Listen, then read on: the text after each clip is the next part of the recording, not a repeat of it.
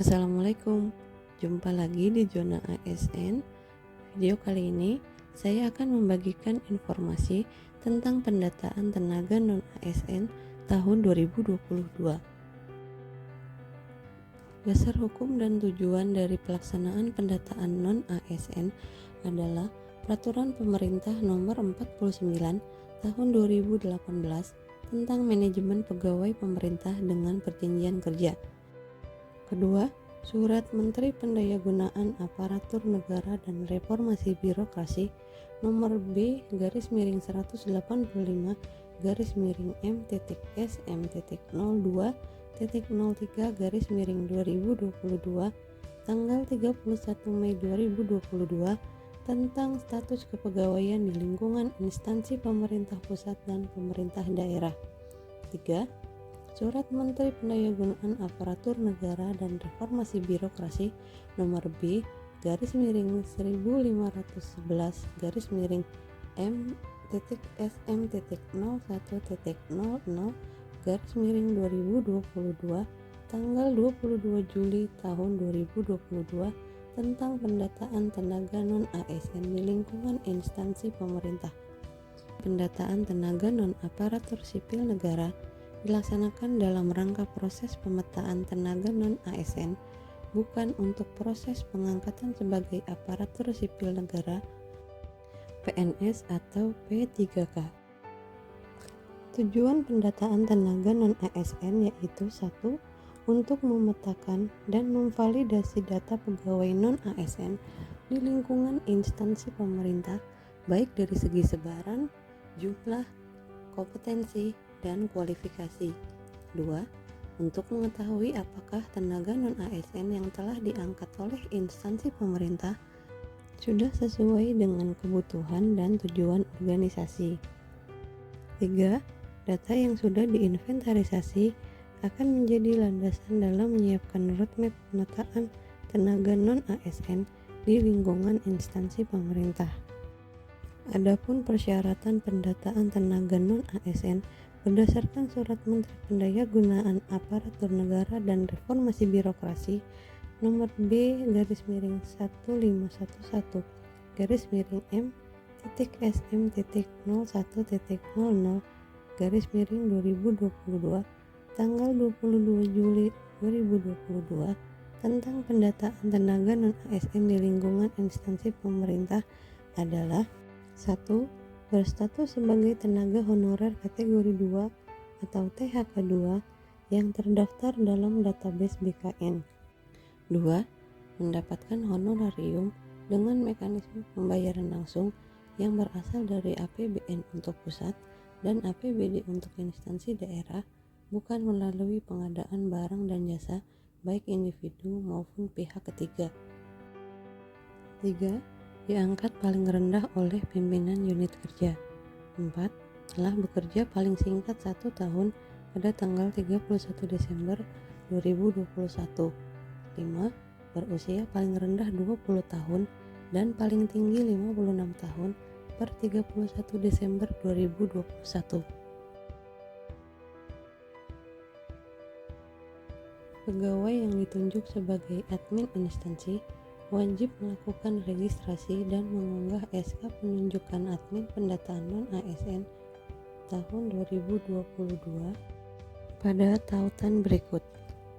Masing-masing tenaga non-ASN dapat melakukan pembuatan akun dan pendaftaran yang bertujuan untuk mengkonfirmasi keaktifan sebagai tenaga non-ASN, melengkapi atau menyesuaikan data yang diinput oleh admin atau operator instansi, dan melengkapi riwayat masa kerja. Bagi non-ASN yang datanya belum terdaftar, maka dapat melaporkan kepada admin instansi pendataan non-ASN untuk didaftarkan. Berikut adalah alur pendataan tenaga non-ASN. 1. Untuk pemetaan kebutuhan. 2. Penyusunan kebijakan. 3. Penataan dengan pengawasan. Pejabat Pembina Kepegawaian atau PPK wajib melakukan inventarisasi data tenaga non-ASN paling lambat 30 September 2022.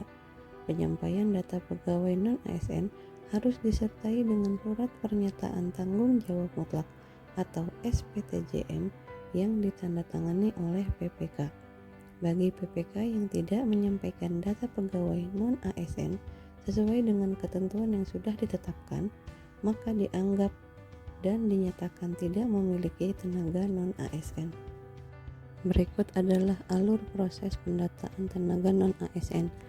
Untuk instansi, admin atau operator instansi mendaftarkan tenaga non-ASN yang masih bekerja sampai saat ini dan memenuhi persyaratan pendataan tenaga non-ASN berdasarkan peraturan.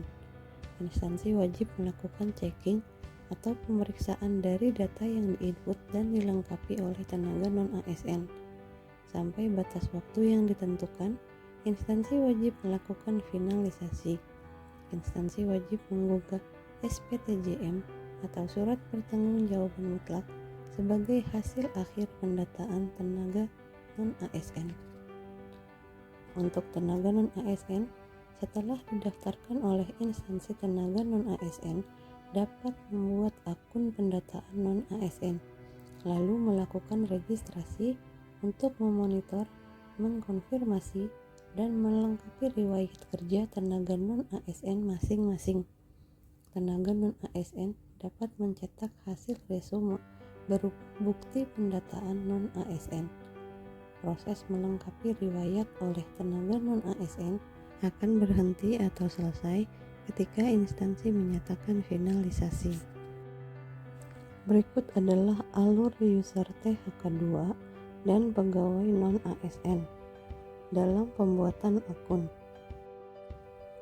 Tenaga honor kategori 2 dan pegawai non-ASN membuat akun pendaftaran, kemudian melakukan pengecekan identitas dengan melengkapi data, kemudian mencetak kartu informasi pendaftaran.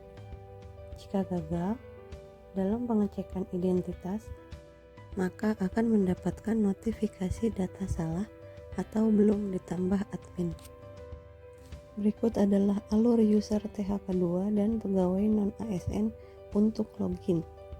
THK2 dan pegawai non-ASN melakukan login, kemudian mengisi biodata, melengkapi data riwayat, kemudian view resume THK2, dan mencetak kartu pendataan. Jika terdapat permasalahan data, maka pegawai non-ASN dapat menghubungi helpdesk. Berikut adalah timeline pendataan. 1. Instansi menginput data tenaga non-ASN dan melakukan pengecekan data.